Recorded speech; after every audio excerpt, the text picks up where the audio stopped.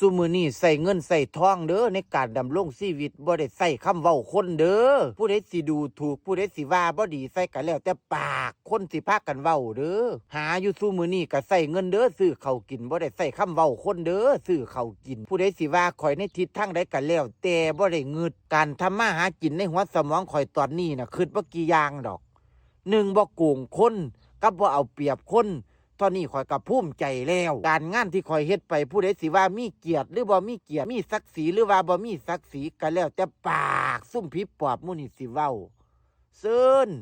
ตามสะดวกและตามสบายภาษาคำเว้าซุ่มคิดบ่ดีต่อเฮาสิไปงึดสิไปแค่หาสะแตกอีหยังคนเฮามันก็บ่ได้ลื่นกันเพราะเม็ดดอกขี้เหม็นตดเหม็นคือกันเบิดนั่นล่ะบาดนี้กับคนบางคนเว้านำดีๆก็บ่ได้ดิต้องให้ต้องด่าเอาจังได๋ดิ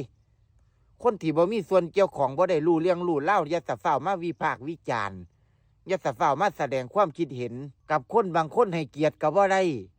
คันให้เกียรติแน่ก็เอาเปรียบเฮาคันเฮาเฮ็ดกิริยามารยาทบ่ดีตอบโต้ขึ้นบัดนี้คนแนมเห็นก็สิว่าเฮาเป็นคนบ่ดีบัดนี้ผู้ใดบ่เจอกับตัวบ่ฮู้ดอกแนวจังเสียกับคนบางคนน่ะเป็นตาให้เกี